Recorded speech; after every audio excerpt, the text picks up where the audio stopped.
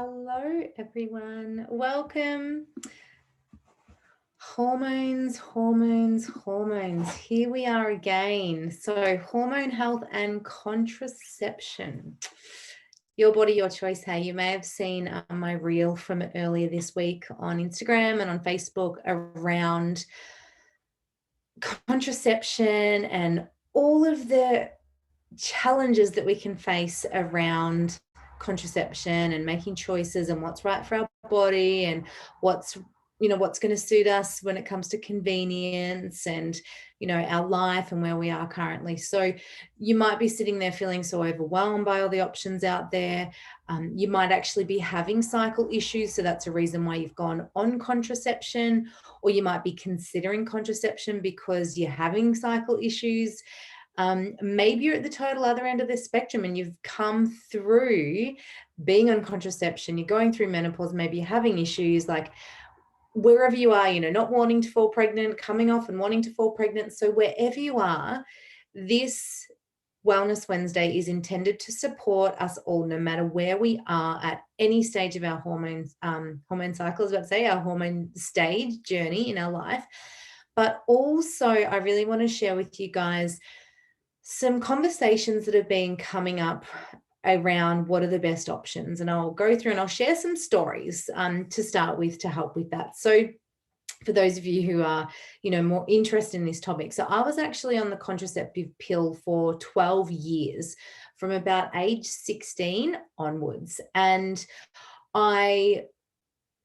after I was actually finally educated on the impact that it was having on my gut health, the impact it was having on my nutrient absorption, I decided to come off it.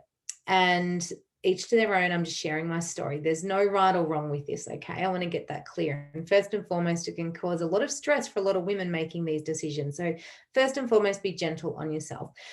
So I decided to come off the contraceptive pill, and it actually took me about 4 months to get a cycle back. And I did that through the use of herbs, through traditional Chinese medicine, through acupuncture. So what I took from this and why I want to share this as part of my journey is I really wish that I had started to support my body hormonally before changing things up, before coming off the contraceptive pill. I also switched to a plant-based diet at the same time. I was studying, I quit my job, dealing with grief, like so much happened in this time. And I hadn't really supported my body. I just hit it with all these things and it was going haywire. So regardless of where you are, and if you are considering changes, whether it's going on or coming off contraception, please make sure that you're supported emotionally and mentally, but also physically with this journey. As I always say, here to chat. Now, what I do now is I look at my symptoms. I have that natural fertility awareness of just looking at what's happening in my body, noticing different things. And I won't get into that. And there's probably some guys that have flicked through and may potentially be listening, but it's a great topic for you guys to be listening to. But I've got more info on that in my blog post. So and we also just use condoms in the danger zone. And those of you that are into cycle tracking, you know that there's certain days during the month that we're fertile. Okay, so there is an incredible blog. And before I get into it, though, I want to share with you guys, to look after my hormone health, my overall health, I have made the decision to move Wellness Wednesday to 5:30.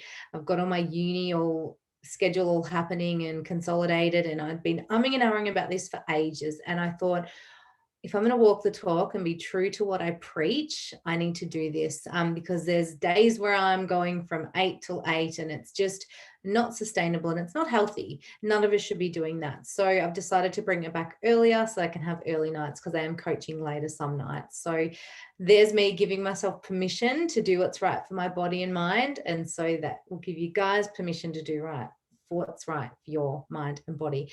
And hormone health, because it all comes back to our hormones. And you hear me go on about this all the time: stress, and rushing women syndrome. So it's important that we manage these things. Okay, so let's get to the topic of the conversation. I've been having this conversation with so many people around contraception, and particularly in regards to some clients who have been considering different forms of contraception, because the ones that they're currently using, whether it's The pill, it's actually worse for your gut health because your gut absorbs it.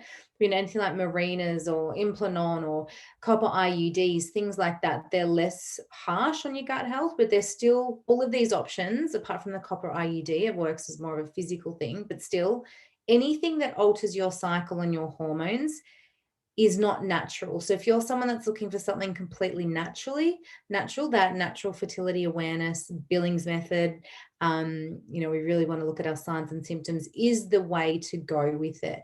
So if you are someone that's like, I'm sick of the artificial hormones in my body and I'm wanting to move to something more natural, let's chat. If you're someone that's happy with convenience and what these options can do for you, awesome. But Nat Kringoudis, incredible hormone guru specialist, traditional Chinese medicine, acupuncturist, talks a lot about the different forms of contraception. I've put the link to that in my blog. So you guys that are on my mailing list will get that. Please make sure you're on my mailing list so you get all these links so you don't have to try and chase them on my socials and things like that. Trust me, I won't spam you. You'll just get all this information that I share. So I wanted to share with you guys, like, okay, what contraception options are out there? So Nat talks about them all in her blog post, but put simply, there's obviously synthetic hormones, pill, Marinas, things like that. Physical barriers like your copper IUD, you've also got diaphragms, condoms, things like that. Right up to sterilization. What a lovely word. So this is like the snip, vasectomies for men, and also looking at tube tying or tube ligation for women. Now, there's different ways that can be done. Now, I've had a lot of clients come to me saying that, and that's why I posted up asking, what's your experience been with contraception? We've had a lot of women who have actually had their tubes tied and they've still experienced hormone issues. So I want to talk to that a little bit. Like, there's heaps of information in Nat's blog, but I promised you that I'd go through basically the kind of different types, how they're impacting our bodies, and then ways that we can support our body for hormone health, for fertility, for contraception, like whatever we're doing outside, if we're doing artificial, synthetic, if we're doing barrier, physical, if we're doing natural, like whatever you're doing, the focus should be on hormone health and having our hormones as healthy as we possibly can, no matter what our choices are with our contraception. So, how the different options impact our body, they're going to be different for everyone. But obviously, artificial hormones are going to be, synthetic hormones are going to be changing our hormonal makeup, obviously, because we need our hormones to go up and down during the month to be able to ovulate and have a period, those kind of things. The physical methods, obviously, if there's something that's inserted, implanted, it's going to have changes to your body because it's actually stopping your cycle. But obviously the diaphragm, condoms, things like that, the more temporary options, they can be a bit inconvenient maybe, but we've got to look at, okay, am I looking for convenience or am I looking for health? And the purpose of my Wellness Wednesdays isn't to give you guys the answers. I don't have all the answers because we're all so different. And what works for one may not work for another. So it's to get you to reflect on, okay, is my health my number one priority, or is convenience or not having a baby or having a baby, what's my goal? What am I really focusing on here?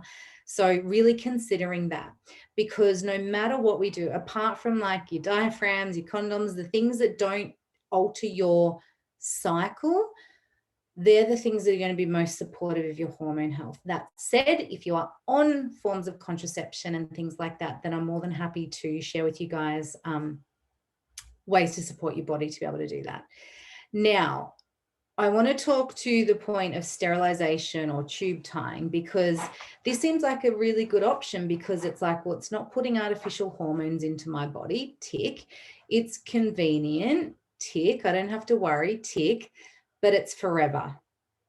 So looking at the pros and cons, it's something that is going to be with you forever. And the research out there is still inconclusive to impact on menopause, impact on ectopic pregnancies, so pregnancies happening like outside of the uterus, things like that. So it's like, unless you're 100% sure and know your body and you've talked to the right professionals, it's a forever choice. So just be mindful of that. Anything, as I've said, anything artificial is going to change your hormones. Barrier methods, if they change your cycle, that's changing your hormones.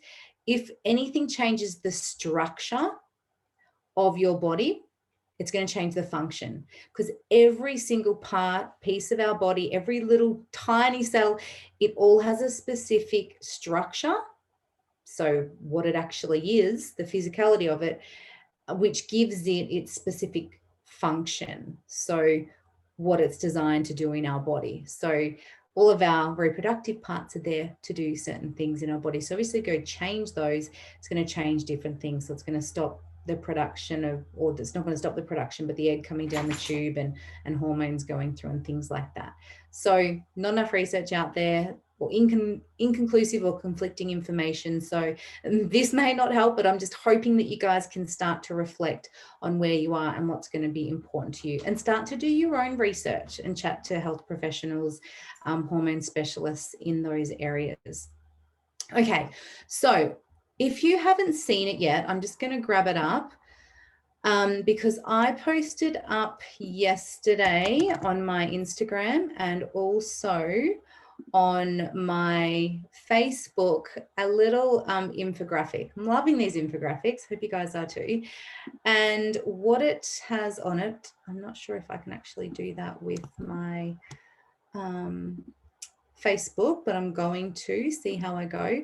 You'll be able to see on that, I had a whole heap of different tips about how you can support your hormone health, whether or not you're on contraception. Now, there's so many different aspects to our hormone health, and, you know, supporting our gut health, looking at the vitamins and minerals that are really important for our bodies to be containing and for having, looking at balancing out our protein, having our protein with our healthy fats during our meals, and trying to avoid those really refined carbohydrate meals. So any hormone health support needs to be backed up by blood sugar balancing support. Looking at things like dandelion teas to support liver detoxification, so detoxing the excess hormones out of your body. My thyroid tea is a great one because your thyroid dictates your hormones. So looking at the lemon balm, fennel, and the thyme, literally just I have like 2 of these a day. I love it. And it's really, lemon balm's really good for calming as well. So it's a good one to have at night. So doing these things, having a look at that infographic and looking at, okay, how many of these can I tick off? How am I actually supporting my hormone health? Where do I need to focus in on? Can I do it alone? Do I need support? How do I get support? How do I know who to turn to? And just asking yourself those questions, really reflecting on that and working out where you're at with your hormone health, regardless of what contraception you're choosing, and choosing to put your hormone health first, not for fertility, not for contraception, but for your health, because it underpins everything. So guys, I trust that's been helpful. If you've got any questions, I mean, this is a really individual specific topic. So if you've got any personal questions about any contraception, you know, even surgeries that you're having because of hormone issues, I had some people reach out today about this. We can definitely help. There's definitely natural alternatives. And if I can support you in any way, please reach out. Let's make a time to chat, because this is really important. This is our health. You guys know how passionate I am about that. So I'm going to leave it at that. Have a beautiful rest of your Wellness Wednesday, and I will talk to you all soon. Bye, guys.